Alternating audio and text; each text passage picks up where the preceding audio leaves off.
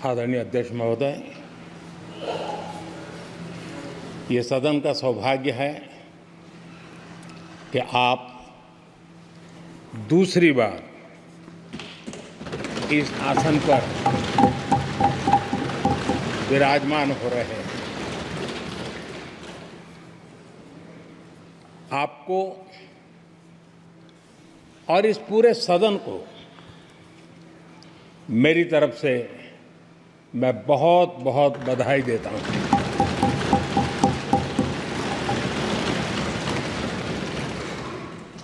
आदरणीय अध्यक्ष जी, मेरी तरफ से आपको शुभकामनाएं हैं, लेकिन इस पूरे सदन की तरफ से भी आपको अनेक अनेक शुभकामनाएं। अमृत काल के इस महत्वपूर्ण कालखंड में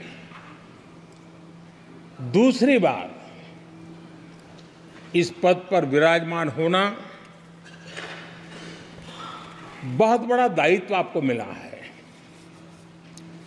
और आपका 5 वर्ष का अनुभव और आपके साथ हम लोगों का 5 साल का अनुभव, हम सबका विश्वास है कि आप आने वाले 5 साल हम सबका मार्गदर्शन भी करेंगे और देश की आशा अपेक्षाएं पूर्ण करने के लिए ये सदन अपना दायित्व निभाने में आपकी बहुत बड़ी भूमिका रहेगी। आदरणीय अध्यक्ष जी, हमारे शास्त्रों में कहा गया है कि विनम्र और व्यवहार कुशल व्यक्ति सफल सहज रूप से होता है और आपको तो उसके साथ साथ एक मीठी मीठी मुस्कान भी मिली हुई है। आपके चेहरे को ये मीठी मीठी मुस्कान पूरे सदन को भी प्रसन्न रखती है। मुझे विश्वास है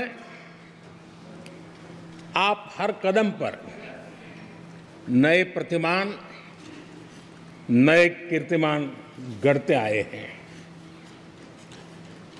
18वीं लोकसभा में स्पीकर का कार्यभार दूसरी बार संभालना ये अपने आप में एक बड़ा नया रिकॉर्ड बनते हम देख रहे हैं। श्री बलराम जाखड़ जी वो पहले ऐसे अध्यक्ष थे जिन्होंने 5 साल कार्यकाल पूरा करके फिर दोबारा उनको स्पीकर बनने का अवसर मिला था।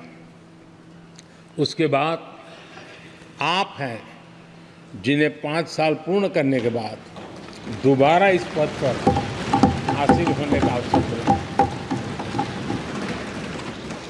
गत 20 साल का एक ऐसा कालखंड रहा है कि ज़्यादातर स्पीकर या तो उसके बाद चुनाव नहीं लड़े हैं या तो जीत करके नहीं आए हैं। आप समझ सकते हैं कि स्पीकर का काम कितना कठिन है कि उसके लिए दोबारा जीतना मुश्किल हो जाता है, लेकिन आप जीत करके आए हैं, इसके लिए एक नया इतिहास आपने गढ़ा। आदरणीय अध्यक्ष जी, इस सदन में ज़्यादातर हमारे सभी माननीय सांसद आपसे परिचित हैं, आपके जीवन से भी परिचित हैं और पिछली बार मैंने इस सदन में आपके संबंध में काफ़ी कुछ बातें रखी भी थी और मैं आज उसको दोहराना नहीं चाहता हूं, लेकिन मैं एक सांसद के रूप में और हम सभी सांसद के रूप में आप जिस प्रकार से एक सांसद के नाते काम करते हैं, ये भी जानने योग्य है और बहुत कुछ सीखने योग्य है। मुझे विश्वास है कि आपकी कार्यशैली एज ए सांसद भी हमारे जो फर्स्ट टाइमर सांसद हैं, हमारे युवा सांसद हैं, उनको जरूर प्रेरणा देगी। आपने अपने कार्यक्षेत्र में, संसदीय क्षेत्र में स्वस्थ माँ और स्वस्थ शिशु एक कमिटमेंट के साथ जो अभियान चलाया है और सुपोषित माँ, इस अभियान को आपने जिस प्रकार से अपने क्षेत्र में प्राथमिकता देकर के खुद को इन्वॉल्व करके किया है, वो वाकई प्रेरक है। आपने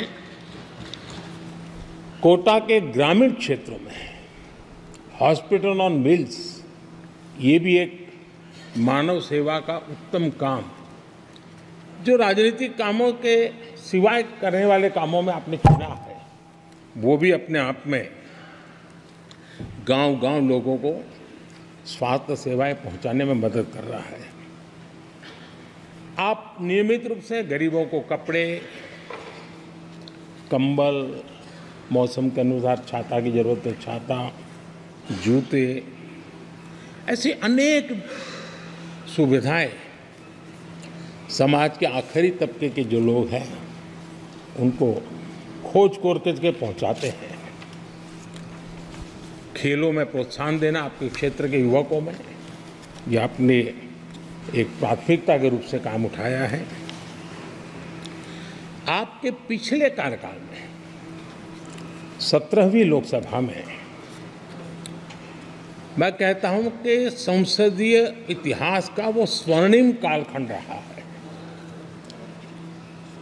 आपकी अध्यक्षता में संसद में जो ऐतिहासिक निर्णय हुए हैं, आपकी अध्यक्षता में सदन के माध्यम से जो सुधार हुए हैं, ये अपने आप में एक सदन की भी और आपकी भी विरासत है। और भविष्य में 70वीं लोकसभा के संबंध में जब विश्लेषण होंगे, उसके विषय में लिखा जाएगा, तो भारत के भविष्य को नई दिशा देने में आपकी अध्यक्षता वाली 70वीं लोकसभा की बहुत बड़ी भूमिका रही है।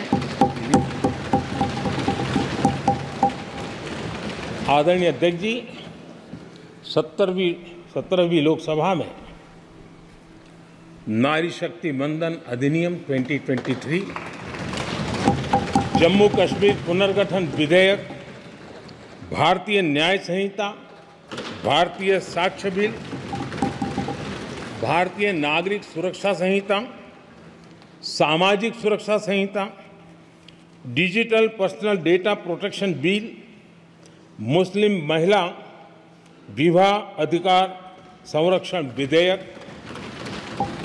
Transgender persons protection of rights bill, consumer protection bill, direct tax विवाद से विश्वास विधेयक, सामाजिक, आर्थिक और राष्ट्रीय महत्व के ऐसे कितने ही महत्वपूर्ण ऐतिहासिक कानून 17वीं लोकसभा में आपकी अध्यक्षता के अंदर इस सदन ने पारित किए हैं और देश के लिए एक मजबूत नींव बनाई है। जो कार्य आजादी के 70 साल में नहीं हुए, आपकी अध्यक्षता में इस सदन ने इसको करके दिखाया। आदरणीय अध्यक्ष जी, लोकतंत्र की लंबी यात्रा में कई पड़ाव आते हैं। कुछ अवसर ऐसे होते हैं जब हमें कीर्तिमान स्थापित करने का सौभाग्य मिलता है। 17वीं लोकसभा में उपलब्धियां, मुझे पूरा विश्वास है देश आज भी और भविष्य में उसका गौरव करेगा। आज देश अपनी आकांक्षाओं की पूर्ति के लिए भारत को आधुनिक बनाने की दिशा में जब हर तरह से प्रयास हो रहे हैं, मैं मानता हूं कि ये नया संसद भवन भी अमृतकाल के भविष्य को लिखने का काम करेगा और वो भी आपकी अध्यक्षता में। नए संसद भवन में हम सबका प्रवेश आपकी ही अध्यक्षता में हुआ और आपने संसदीय कार्यप्रणाली को प्रभावी और जिम्मेदार बनाने का कई महत्वपूर्ण फैसले लिए हैं और इसलिए लोकतंत्र को मजबूती देने में मदद मिली है। लोकसभा में हम पेपरलेस डिजिटल व्यवस्था से आज काम कर रहे हैं। पहली बार आपने सभी माननीय सांसदों को ब्रीफिंग के लिए एक व्यवस्था खड़ी की। इससे सभी माननीय सांसदों को भी आवश्यक रेफरेंस मटेरियल मिला। उसके कारण सदन की चर्चा अधिक पुष्ट हुई और ये आपका एक अच्छा इनिशिएटिव था जिसने सांसदों में भी विश्वास पैदा किया। हाँ, मैं भी कुछ कह सकता हूँ, मैं भी अपने तर्क दे सकता हूँ। तो एक आपने अच्छी व्यवस्था को विकसित किया है। आदरणीय अध्यक्ष जी, G20 भारत की सफलता के एक महत्वपूर्ण पृष्ठ है, लेकिन बहुत कम चर्चा हुई है, वो है P20। और आपके नेतृत्व में G20 देशों के जो पीठासीन अधिकारी हैं, स्पीकर्स हैं, उनका सम्मेलन आपकी अध्यक्षता में हुआ और अब तक P20 के जितने सम्मेलन हुए हैं उसमें ये ऐसा अवसर था कि दुनिया के सर्वाधिक देश आपके निमंत्रण पर भारत आए और बहुत ही उत्तम प्रकार के निर्णय उस समिट में हुए और उसने विश्व में भारत की लोकतंत्र की जो प्रतिष्ठा है उसको गौरव देने में बहुत बड़ा रोल अदा किया है। आदरणीय अध्यक्ष जी,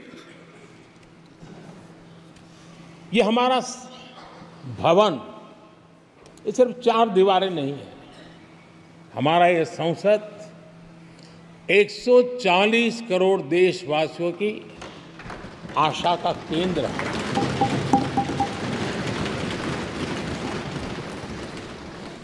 संसद की कार्यवाही, जवाबदेही और आचरण हमारे देशवासियों के मन में लोकतंत्र के प्रति जो उनकी निष्ठा है उसको और अधिक मजबूत बनाता है। आपके मार्गदर्शन में 17वीं लोकसभा उसकी प्रोडक्टिविटी 25 साल के हाईएस्ट लेवल पर 97% रही और इसके लिए सब माननीय सदस्य तो अभिनंदन के अधिकारी हैं, लेकिन आप विशेष अभिनंदन के अधिकारी हैं। कोरोना जैसे मुश्किल कालखंड में आपने हर सांसद से व्यक्तिगत फोन पर बात करके उनका हाल पूछा। कहीं किसी सांसद की बीमारी की खबर आई तो आपने सदन के अध्यक्ष के नाते व्यक्तिगत रूप से उसकी चिंता की और वो सभी दल के सांसदों से जब मुझे सुनने को मिलता था मुझे बड़ा गर्व होता था कि जैसे आप इस सदन के परिवार के मुखिया के रूप में उस कोरोना कालखंड में भी व्यक्तिगत चिंता करते थे। कोरोना काल में भी आपने सदन का काम रुकने नहीं दिया। सांसदों ने भी आपके हर सुझाव को सर आंखों पे चढ़ाया। किसी को ऊपर बैठने के लिए कहा तो वो वहाँ जाके बैठा, किसी को दूसरे जगह पे जाकर बैठने के लिए कहा तो वो भी बैठा, लेकिन देश के काम को किसी ने रुकने नहीं दिया। लेकिन आपने ये जो फैसले किए उसका परिणाम है कि हम उस कठिन कालखंड में भी कार्य कर पाए। और एक खुशी की बात है कि कोरोना काल में सदन ने 170% प्रोडक्टिविटी, ये अपने आप में दुनिया के लिए एक बहुत बड़ी खबर है। आदरणीय अध्यक्ष जी, हम सब चाहते हैं कि सदन में आचरण, सदन के नियमों का पालन हम सब करें और आपने बड़े सटीक तरीके से, संतुलित तरीके और कभी कभी कठोरता के साथ भी फैसले लिए हैं। मैं जानता हूं कि ऐसे निर्णय आपको पीड़ा भी देते हैं, लेकिन सदन की गरिमा और व्यक्तिगत पीड़ा में आपने सदन की गरिमा को पसंद किया और सदन की परंपरा को बनाने का प्रयास किया। ये साहसपूर्ण काम के लिए भी आदरणीय अध्यक्ष जी, आप अभिनंदन के अधिकारी हैं। मुझे विश्वास है आदरणीय अध्यक्ष जी, आप तो सफल होने ही वाले हैं, लेकिन आपकी अध्यक्षता में यह 18वीं लोकसभा भी बहुत सफलतापूर्वक देश के नागरिकों के सपनों को पूर्ण करेगी। मैं फिर एक बार आपको इस महत्वपूर्ण दायित्व के लिए और देश को विकास की नई ऊंचाइयों पर ले जाने वाले इस सदन की अध्यक्षता के लिए हृदय से बहुत बहुत शुभकामनाएं देता हूं, बहुत बहुत बधाई देता हूं। श्री राहुल गांधी। वीके न्यूज, राष्ट्र के नाम।